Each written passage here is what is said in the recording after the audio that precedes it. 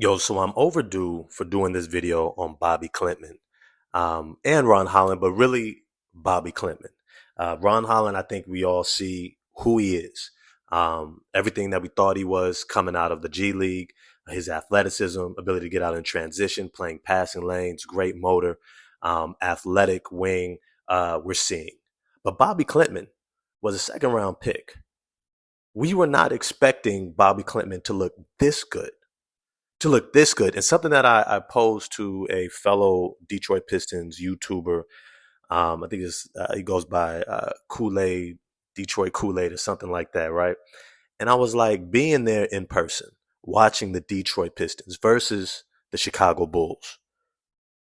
What is the real difference between Montes Buzelis and Bobi Klintman? But before I dive into that, this video is being brought to you by Bridges and Stones Family and Relationship Care.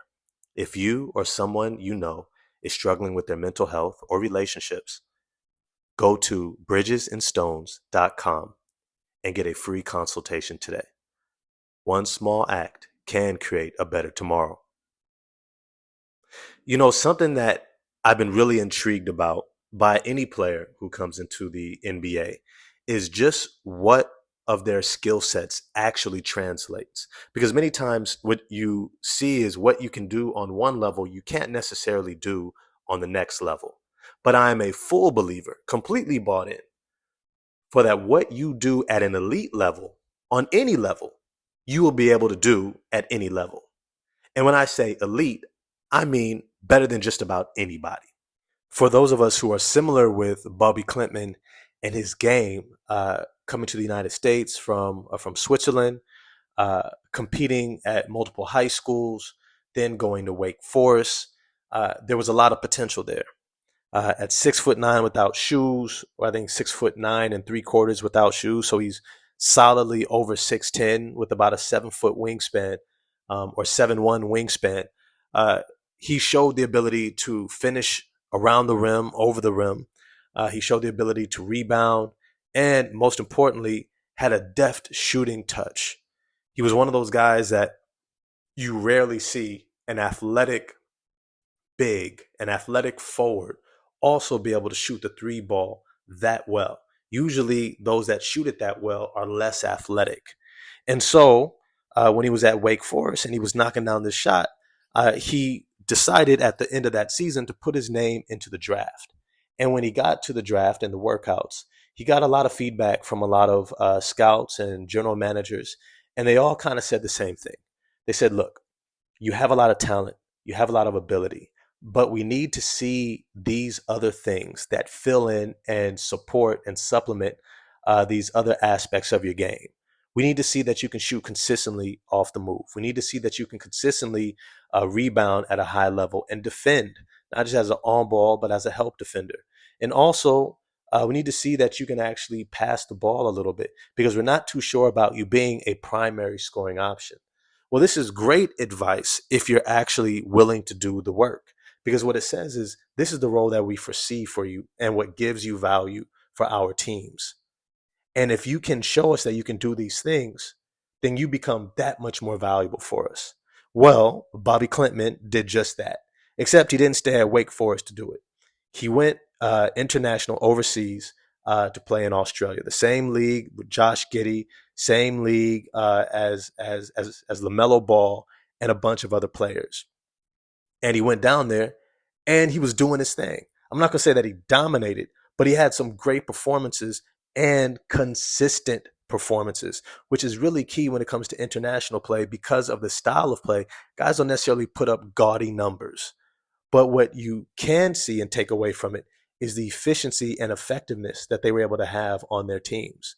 Now, Bobi Klintman was playing on their kind of more developmental program, which also kind of skews things because he gets more opportunities, but at the same time, because he's not playing around other veterans, he doesn't necessarily like fit into system that you might foresee him playing in the NBA or on a more veteran laden team.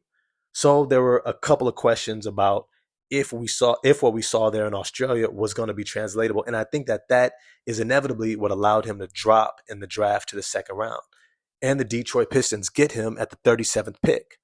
Now, if we can take away anything from this summer league, it's that everything that the Detroit Pistons hoped that he was is what he is.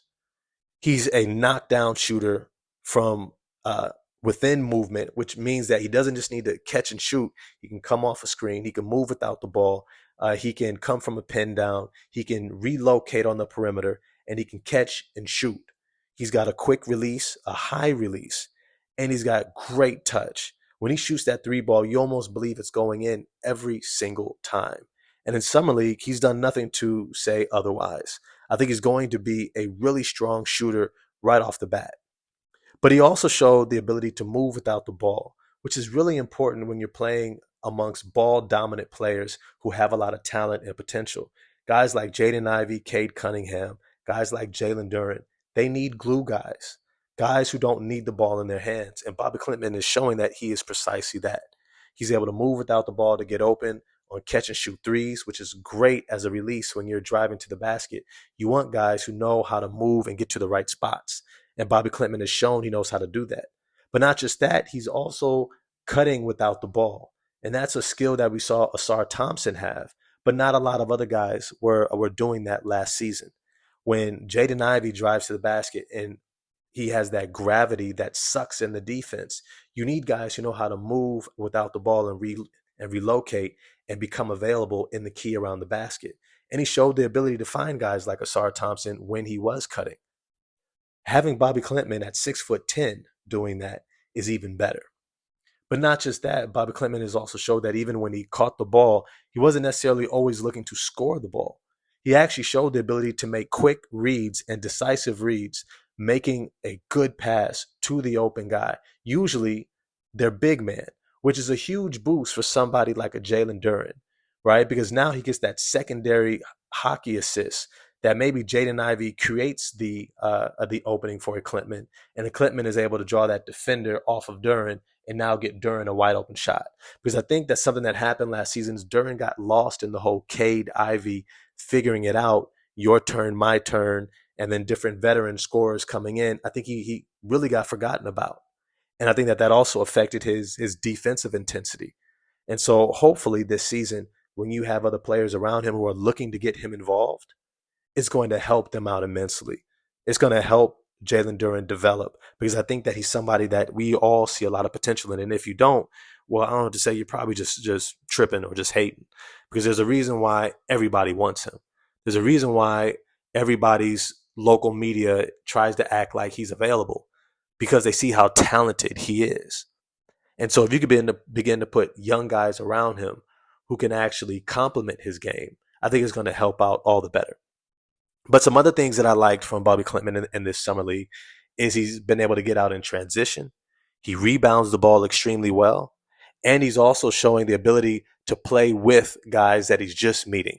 In other words, he's able to complement his teammates extremely well. And he's able to do so in a way that allows the team to be effective and win. Now, when I look at the scouting report for Matas Abuzelis and his measurements, they're almost identical. Now, I will say that Matas Buzelis does a little bit better of a job scoring off the bounce, and he seems to have a little bit of a quicker first step, and his ball handling is a little bit more fine-tuned. But the Detroit Pistons don't necessarily need somebody who can attack off the dribble, because I think what we're seeing is that Bobi Klintman's three-point shooting is probably more valuable than Matas Buzelis' ability to attack the basket. And so you're giving up a little bit there, but you're also gaining something, a little bit more of what you're looking for.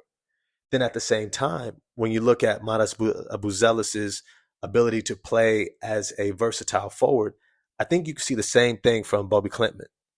And so when you look at the talent and the skill that this young man at the 37th pick is bringing to this team, I think we should all be really excited. Now, I think the last thing that I want to bring up is that I loved how in the interview he compared his game to Tobias Harris before he was actually even drafted by the Detroit Pistons. He said that I play a lot like him. And that should excite us all the more because now he has the opportunity to learn firsthand from a player who he has a very similar style of play with. That yes, just like Tobias Harris, he's going to have to develop that ball handling and ability to attack off the dribble. I don't think he's quite as athletic as Tobias Harris, but he's about an inch taller. And I think he's going to learn how to play that role between stars, which is not easy. It's not easy to be the number 3, number 4 guy. It's not. And score effectively. And I think that when we saw him at his best in Philadelphia, it was when all the stars were healthy. Joel Embiid, Tyrese Maxey, and James Harden, or Tyrese Maxey and someone else. When you saw the stars healthy, Tobias Harris fit in great. When you asked him to be your star, well, that was when there was a lot left to be desired. But there's a reason why he gets paid as much as he does. It's not just because he's a nice guy, or these general managers and front offices are just dumb, right? They're actually really smart, and they actually realize that Tobias Harris offers a lot to a team when you put him in the correct position. And so to have him there in Detroit with Bobi Klintman and somebody like Simone Fontecchio, I think this gives two veteran forwards in front of Bobi Klintman to actually teach him and show him how he can be effective in the NBA as well. I don't think Bobi Klintman is going to be in the G League. I think he's going to be coming in off the bench because I think he's ready to contribute now. And at the same time, he's not going to get a lot of minutes unless there's an injury, but he is going to be that end of the game. Once the game is decided, he's going to get those minutes. But the real value is that he has veterans he can learn from firsthand on how to maximize his shooting ability, off the ball movement, playing between stars as that connector piece and glue guy, doing the little things that earn him minutes and opportunities on the floor. But as always, I want to know what you all think. Summer League is still going on. There's still some more performances to go, right? Ron Holland is finally getting it going. Marcus Sasser is getting it going, and there's a lot to be excited about. But as always, if you enjoyed this video, smash the like button for me, hit subscribe and the bell for notifications. Also, throw this video in your group chats, chopping it up with your partners, and let me know what you think in the comment section. You know I'm going to respond back.